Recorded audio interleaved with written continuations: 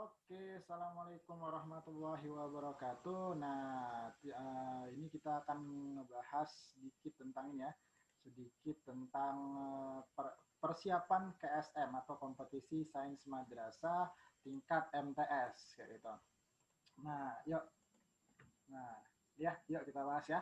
Nah, untuk materi tingkat KSM IPA. Nah, IPA itu karena terdiri dari dua pokok bahasan. Yang pertama itu ada tentang pokok bahasan biologi, itu yang mempelajari tentang semua makhluk hidup dan atau komponen-komponen yang hidup. Yang kedua ada tentang fisika yang mempelajari tentang benda tak hidup. Yang ketiga itu adalah kimia yang mempelajari tentang campuran senyawa dan unsur kayak gitu. Nah, khusus hari ini kita akan bahas tentang bab fisika kayak gitu. Nah, fisika untuk bab KSM, untuk bahas bab KSM untuk tingkat MSN atau MTS negeri dan swasta. Nah, itu kita awali dengan yang namanya besaran dan satuan kayak gitu, besaran dan satuan. Nah, besaran itu apa? Nah, ini definisi yang paling penting nih kayak gitu, definisi awalnya. Besaran itu adalah sesuatu yang dapat diukur dan dinyatakan dalam nilai dan angka, sesuatu yang dapat diukur dapat diukur dapat diukur dan dinyatakan dalam nilai dan angka. Nah, ini poin paling penting. Kenapa? Karena ada sesuatu yang dapat diukur tapi tidak dapat dinyatakan dalam nilai dan angka. Nah, contoh yang bisa diukur dalam nilai dan angka, contohnya apa? Panjang. Panjang bisa diukur nggak? Bisa juga dinyatakan dalam nilai dan angka. Contohnya 50 meter. Ini kan panjang ya. Maka bisa digunakan, maka ini panjang termasuk besaran. Tinggi misalnya, tinggi bisa diukur nggak tinggi? Bisa dan dapat diukur dalam nilai angka. Misalnya 160 cm, maka ini termasuk besaran. Lapar, lapar bisa diukur nggak? Lapar bisa diukur. Lapar banget, nggak lapar, kenyang kayak gitu kan. Tapi tidak bisa dinyatakan dalam angka. Maka lapar bukan termasuk besaran. Ingat ya, besaran adalah sesuatu yang dapat diukur dan dapat dinyatakan dalam nilai dan angka. Nah, berdasarkan asal muasalnya, besaran itu terbagi dua, yaitu yang pertama ada yang namanya besaran pokok, kayak gitu. Besaran pokok. Besaran pokok itu besaran apa? Ya, pokoknya besaran awal yang dia mampu berdiri sendiri, kayak gitu. Nah, besaran pokok itu ada 7.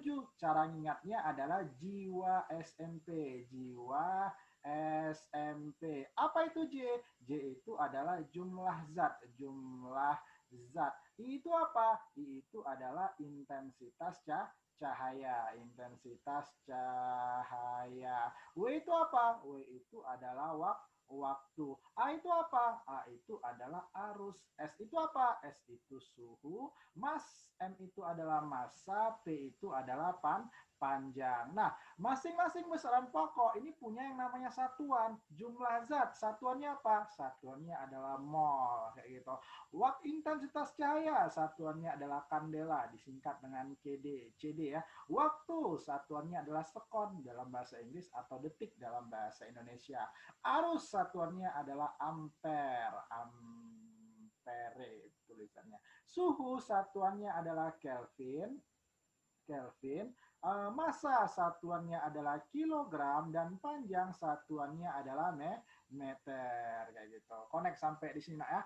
Nah, selain dari besaran pokok itu namanya adalah besaran selain dari besaran pokok namanya adalah besaran turunan. Ambil contoh nih, misalnya panjang pokok atau turunan. Perhatiin panjang ada nggak di sini? Oh ada, ternyata panjang bukan besaran turunan kayak gitu. Nah, misalnya nih gaya pokok atau turunan. Gaya, perhatiin ada nggak di sini? Ada nggak gaya? Ada nggak gaya? Oh nggak ada, maka gaya termasuk besaran turunan.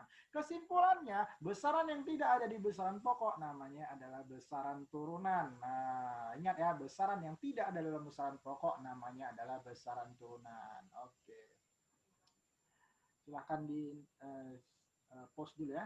Kita akan lanjut selanjutnya.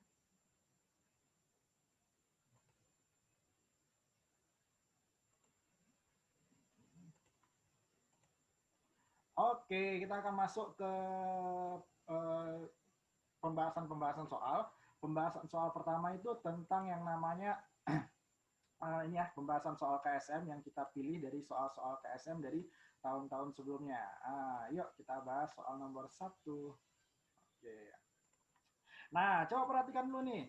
Ketika seseorang membasuh muka saat berwudu, air mengenai wajah dan jatuh bergerak ke bawah. Semakin mendekati lantai, pada saat fenomena jatuhnya tetes air, maka beberapa besaran fisika, ingat beberapa besaran fisika yang paling tepat berikut ini yang adalah kira-kira yang mana. Nah, ini nak ya sebagai seorang muslim kan sebelum kita melaksanakan suatu ibadah, katakanlah sholat, maka kita wajib yang namanya bersuci atau bertaharah kayak gitu. Nah, pada soal ini yang ya bersuci itu ada beberapa jenis. Kalau dalam sholat kan kalau misalnya kita mau sholat berarti kita harus berwudu ya. Kalau ada air, pakai air. Kalau nggak ada air maka kita dibolehkan untuk bertayamum kayak gitu. Nah, bedanya apa? Kalau berwudu kita pakai air, kalau bertayamum kita pakai debu yang mensucikan kayak gitu. Mungkin ini ya tutorialnya bisa dilihat di YouTube ini ya, atau tanya sama guru Vicky ya. Nah, pada saat kita ini, pada saat kita berwudu, pertama-tama yang kita basuh apa sih? Pertama-tama yang kita basuh, misalnya ada kelompok mungkin yang basuh pertama tangan, cuci tangan dulu ya. Nah, ketika tetesan air itu jatuh, nah kenapa dia bisa jatuh? Oh, ternyata ada percepatan gravitasi. Kenapa ada percepatan gravitasi? Iyalah bang, kalau nggak ada percepatan gravitasi, maka airnya akan terbang ke atas kayak gitu. Berarti ada yang namanya percepatan gravitasi. Oh, air itu kan bang sebelum ketika jatuh kan bang dia kan mengalir kayak gitu bang. Berarti ada air itu nak dalam bahasa fisikanya disebut dengan fluida.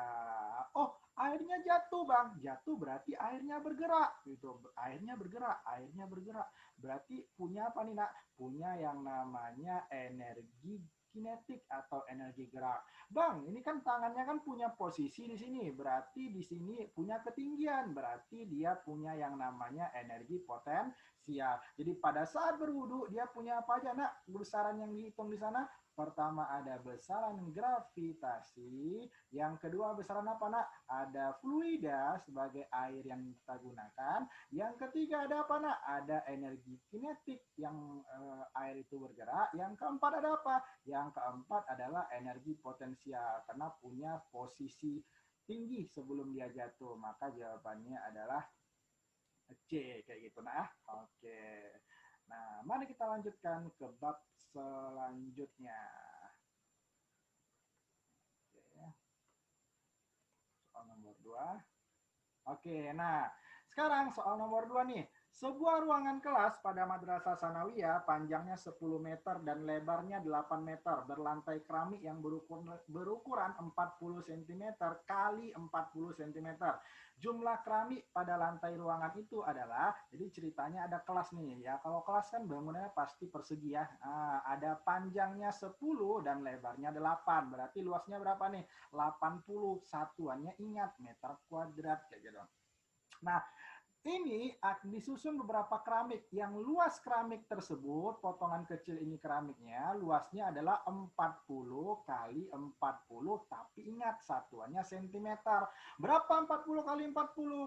1600 cm kuadrat. Nah, ini karena ini meter, ini centimeter, maka harus kita ubah terlebih dahulu. Mau ubah yang mana? Mau ubah meter kuadrat atau sentimeter kuadrat mau kita ubah. Ingat nak ya, cara ngubahnya gimana? Kalau hantu datang malam, kalau hantu datang malam dengan cara miring-miring. Jadi kalau di sini nak kilometer, maka di sini ada namanya hektameter, dekameter, meter, desimeter, sentimeter, milimeter kayak gitu. Nah, kalau misalnya bawah turun berarti dia kali, kalau naik berarti dia bagi kayak gitu nah ya. Oke. Nah, sekarang nih saya mau ubah ini aja deh. 80 meter kuadrat saya mau ubah jadi sentimeter kuadrat. Meter ke sentimeter turun berapa? Mana kok meter? Meter ke sentimeter. Oh, turun 1, turun 2. Berarti dia harus dikali 100. Kalau turun 2 kali 100. Nah ya, cuman nilainya adalah kuadrat, maka dikali 100 lagi ya gitu. Nah, kira-kira untuk menghitung jumlah keramik yang dibutuhkan berarti gimana? Bandingin aja. Berarti gimana? 80 dikali dengan 100 dikali dengan 100 lagi per dengan berapa, Nak? Dengan 1600. Ini boleh mati nggak? Boleh ya? Boleh, boleh, boleh. Terus kemudian ini 8 dibagi 16, dapatnya berapa? Dapatnya adalah 0,5 kali berapa nol yang tersisa, Nak? 1, 2, 3, berarti kali 1000. Kayak gitu. 0,5 kali 1000 sama dengan berapa? 500. Maka jawabannya adalah 500 buah. Oke, kita lanjut soal berikutnya, Nak ya. Nah, ini boleh dicatat terlebih dahulu. Oke. Oke, nah sekarang kita masuk soal yang ketiga. Soal yang ketiga gimana tuh, Nak? Soal yang ketiga. Sesungguhnya kami menciptakan segala sesuatu menurut ukuran. Berarti ini tentang besaran dan satuan masih ya dalam surat Al-Qamar ayat ke-19 kayak gitu, ayat ke-19. Oke, terus bacanya apa, Nak? Oke, terus baca 4 orang peserta didik MTS melakukan serangkaian pengukuran berbagai besaran yang dituliskan seperti pada gambar. Berdasarkan satuan internasional, maka data dalam tabel tersebut adalah, nah yuk tadi kita udah bahas ya, kita udah bahas ada yang namanya jiwa SMP ya, ada yang jiwa SMP kayak gitu nah ya. Nah, jumlah zat, sorry, ini gue serapin dulu ntar. Nah, ini ada namanya jiwa SMP, jiwa SMP. J tadi apa, Nak? Jumlah zat. Apa satuan dari jumlah zat? Satuannya adalah mol. Itu apa tadi? Intensitas cahaya. Satuannya apa? Satuannya adalah kandela. W itu apa? W itu waktu. Satuannya adalah sekon. A itu apa? A itu adalah arus. Satuannya ampere. S itu apa? Suhu. Satuannya adalah Kelvin. M itu apa? Massa. Satuannya adalah meter. Massa satuannya adalah kilogram. P itu apa? Panjang, yang satuannya adalah meter kayak gitu. Nah, yuk kita tes dulu. Massa benarkah satuannya kilogram? Benar. Panjang benarkah satuannya sentimeter? Salah. Suhu benarkah satuannya Kelvin? Benar. Kuat arus benarkah satuannya ampere? Benar. Maka yang ada jawaban J pasti salah. Bukan pilihan kita, bukan pilihan kita. Nah, sekarang kita perhatikan, Nak, jawaban yang tersisa kayak gitu. L sama I, K sama L. Coba kita perhatikan, Nak.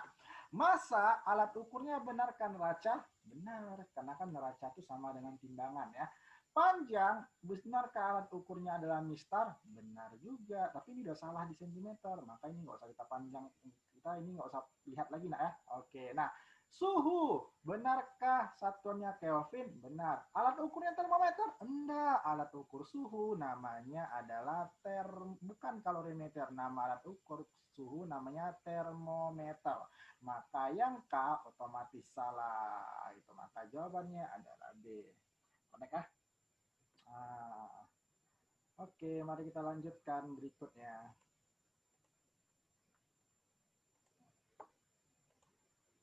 Oke, nah sekarang nih, bus rombongan rihla ilmiah bergerak dengan kecepatan 72 km per jam karena ada orang yang melintas, tiba-tiba bus direm sehingga berhenti. Jika sejak bus rombongan direm hingga berhenti sehingga menempuh jarak 30 meter, maka perlambatan bus akibat pengereman adalah, ingat nih nak, ini konsepnya adalah GLBB ya, GLBB. Rumus untuk GLBB persamaannya ada 3. Ingat nih, rumus wajib hafal. Rumus wajib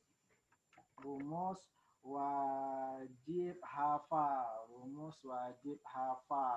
Yang pertama apa? Yang pertama ingat nih, vampir tua sama dengan vampir ompong plus minus anak tikus. Yang kedua, setan sama dengan vampir ompong dikali tikus plus minus setengah anak tikus kuadrat. Yang ketiga, vampir tua kuadrat sama dengan vampir ompong kuadrat plus minus 2 anak setan. Kayak gitu. Nah, di sini kan ada tanda plus, tanda minus. Kapan kita gunakan tanda plus? Saat ada yang namanya percepatan. Percepatan. Kapan kita gunakan tanda minus? Saat ada kata-kata perlambatan. Gitu. Nah, sekarang kita ambil definisi. PT itu apa? PT itu adalah kecepatan akhir. Kecepatan akhir. Gitu. Nah, ya. V0 itu apa? V0 itu adalah kecepatan awal kayak gitu. T itu apa? T itu adalah waktu. A itu apa? A itu adalah percepatan. S itu apa? S itu adalah jarak tempuh kayak gitu. Nah, sekarang kita gambar dulu kejadiannya. Kejadiannya gimana nih? Yuk, ada sebuah bus rihla ya, bergerak dengan kecepatan 72 kilometer per jam. Ingat, 72 kilometer per jam akan sama dengan 20 meter per second. Nah, gitu ya. Nah, tiba-tiba direm sampai berhenti. Berarti VT di sini bernilai 0. Ini berarti jadi V0. Kenapa ini jadi V0? V0 adalah kecepatan awal yang berarti kecepatan yang mula-mula diketahui. Terus kemudian, jika sejak bus rombongan direm hingga berhenti, jarak yang ditempuhnya 30 meter, berarti pengeremannya sama dengan berapa? Yuk, kira-kira V0-nya diketahui. Kita pilih sekarang, nak. Oh, ini V0 ada, V0 ada, V0 ada. S-nya diketahui. Oh, ini nggak ada S, ini ada S, ini ada S. VT-nya diketahui. Oh, ini nggak ada VT. Ini aja kita pakai. Berarti kita pakai rumus nomor 3. Apa rumus nomor 3? VT kuadrat sama dengan V0 kuadrat tambah. Kenapa dikurang? Kenapa dikurang? Karena ada bahasa direm. Direm itu berarti perlambatan. Gitu. Perlambatannya berapa, nak? Ya, ini mau kita hitung. Yuk. Ini. Oke, VT kuadrat sama dengan V0 kuadrat 2 anak setan. Berapa VT-nya? 0 kuadrat. Berapa V0-nya? 20 kuadrat. Berarti 400 kurang 2 kali A. S-nya tadi berapa, nak? Menempuh jarak 30 meter. Berarti kali 30. S-nya 30 meter ya. Yang ditanya A-nya ternyata ya. Yuk sekarang nih 400 ini 0 kuadrat 0 deh 0 gitu. 400 dikurang 2 kali 30 60 anak ya. Berarti ini bisa kemari ya. Bisa kemari sama dengan berapa nih? 60 400 ini 400 kurang. Oke, ya. Nah, berapa nih? Sorry, ini VT-nya 0 kuadrat. Ini ada kesalahan ya. S-nya 30 meter. Maka pelambatan bus. Oh ya, pas nih. Gitu. Yuk, sekarang nak. Ini berarti berapa nak? 60A sama dengan 400. Yuk, matikan thread. Berarti A-nya berapa nak? A-nya adalah 40 dibagi 6. Berarti kita sesuaikan nak. 40 dibagi 6. Nah, 40 bagi 6 mungkin 10 nak. Nggak mungkin ya. Nggak mungkin itu. Mungkin 2,5 nak 40 bagi 6. Nggak mungkin juga gitu. Nah, kalau kita kecilin berapa nih? 40 bagi 6 sama-sama bagi 2. Berarti berapa? 20/3. 20/3 kira kalau 20/3 itu berapa nak? Kira-kira nak? Mungkin 7,5. 7,7 kali 3 aja 21 ya, kelebihan ya. Maka jawaban yang paling memungkinkan adalah 4,5 gitu ya. Paling memungkinkan ya. Oke, yuk. Kita pastiin dulu deh. Berapa nih?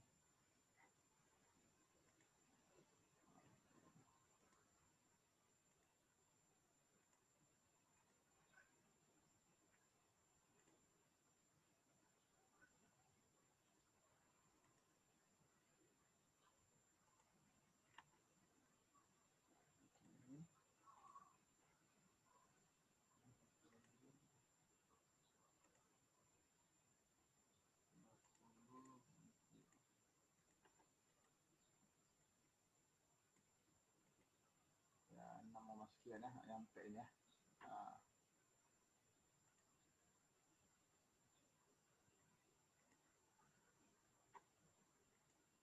oke.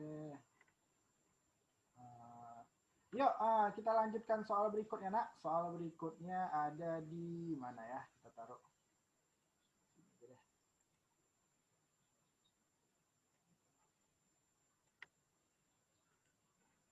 Oke, nah soal berikutnya.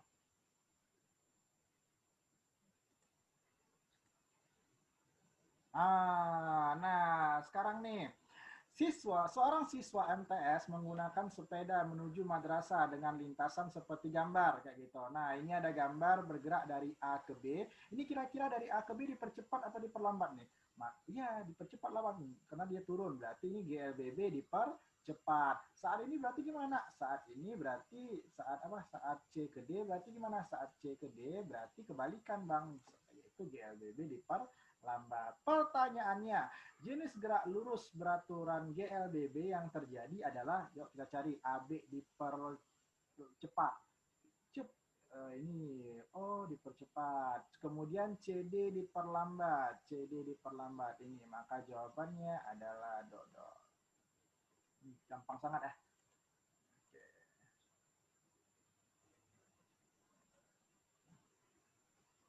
Nah, ini ada sekarang namanya gerak relatif kayak gitu. Nah, kita akan bahas yang namanya gerak relatif.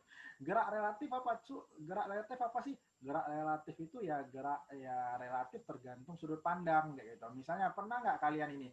Pernah nggak apa namanya itu? Kalian jalan naik bus jendela gitu kan? Nah, seolah-olah nak batang kayu di sini itu mendekati kalian, seolah-olah. Pernah nengok nggak? Gitu. Nah, padahal sebenarnya kejadiannya adalah kalianlah yang mendekati, bus inilah yang mendekati si batang kayu, bukan batang kayu yang datangi. Itulah yang namanya gerak relatif kayak gitu. Yuk kita baca soalnya. Sesungguhnya dalam penciptaan langit dan bumi, silih bergantinya malam dan siang, bahtera yang berlayar di laut membawa apa yang berguna bagi manusia. Dan apa yang Allah turunkan dari langit berupa air, lalu dengan air itu dia hidupkan bumi sesudah mati, kering sesudah mati. Dan dia sebarkan di bumi itu segala jenis hewan dan pengisaran angin dan awan yang dikendalikan antara langit dan bumi. Sungguh terdapat tanda-tanda keesaan dan kebesaran Allah bagi kaum yang memikirkan. Sesungguhnya bumilah yang bergerak dari barat ke timur.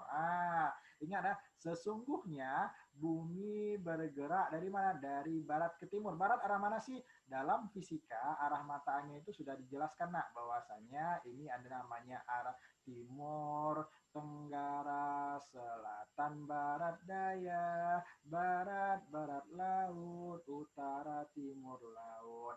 Jadi kata soalnya, sesungguhnya bumilah yang bergerak dari barat ke timur.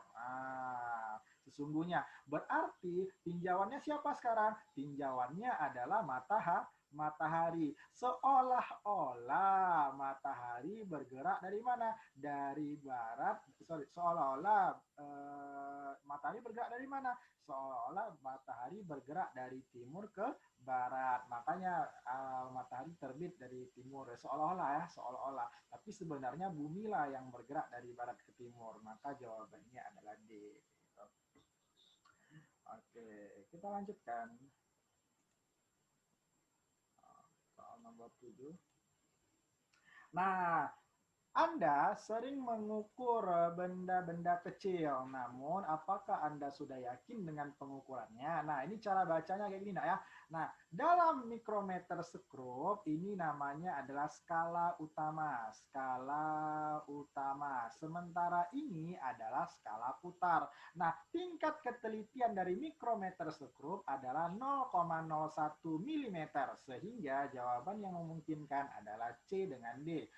A bukan jawaban, D bukan jawaban. Kenapa? Karena tingkat penelitiannya bukan 0,05 tapi 0,01 mm.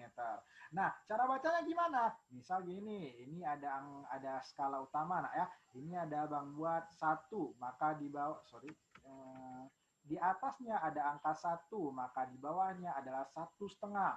Kalau di sini ada angka 2, maka di bawahnya adalah 2 setengah. Kalau di sini ada angka 3, maka di sininya adalah 3,5. Oke, kita udah dapat angka 3,5 misalnya di sini ya. Terus kemudian ada angka di sini 40 nak. Maka 40 ini harus kita kali dengan 0,01 sesuai dengan ketelitiannya. Berapa tuh nak? 40 kali 0,01 berarti 0,4. Ya udah tambahin aja 35 tambah 0,4 berapa? 35 tambah 0,4 berarti 3,9 plus minus 0,01 mm. Inilah hasil pengukurannya. Sekarang kita lihat di soal nak. Di soal ada angka berapa di sini? Ada angka 5. Ada bawahnya. Berarti udah punya angka berapa nak? 5,5. 30 kali dengan 0,01. Berapa nak? Berarti 0,3. Yuk, tambahin aja. 5,5 tambah 0,3. Berarti 5,8. Berarti jawabannya adalah B. Gitu ya. Oke.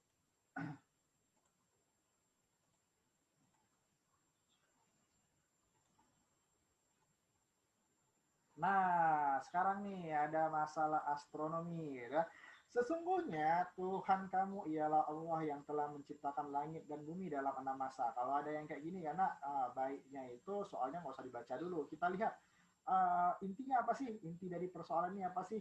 Lakukan analisis terkait peranan matahari sebagai sumber kehidupan bumi kayak gitu. Yuk kita ini matahari itu gimana sih? Nah, jadi karena matahari itu adalah bintang yang paling dekat dalam tata surya.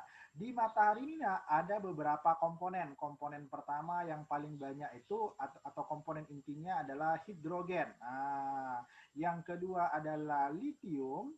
Yang ketiga adalah oksigen. Nah, oksigen. Nah, ini nanti mungkin bisa disurvei di Google ya berapa persen. Seingat Abang ini 70%-an sekian. Ini 20%, sementara sisanya adalah oksigen. Jadi oksigen itu sangat kecil di matahari. Nah, yang terjadi di matahari adalah reaksi fusi. Apa itu reaksi fusi? Reaksi penggabungan. Reaksi penggabungan. Jadi yang terjadi di matahari adalah reaksi fusi penggabungan antara hidrogen dengan unsur-unsur di sini, di mana hidrogen adalah unsur utamanya, dan terjadilah panas matahari hingga sampai ke biosfer kita bisa sebagai apa namanya itu bisa menghangatkan ya yang ada di bumi gitu. Maka jawaban yang paling tepat kita tengok dulu. Matahari merupakan gas bola panas dengan oksigen kandungan utamanya. Oh, ini bukan, karena kandungan utamanya bukan oksigen tapi hidrogen. Matahari merupakan bola gas panas dengan karbon dioksida sebagai kandungan utamanya. Bukan juga gitu.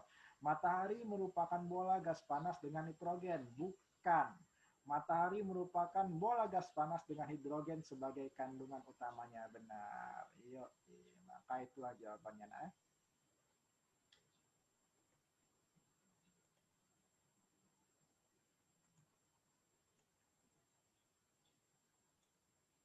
Oke, nah balik kita ke soal tentang gerak lagi.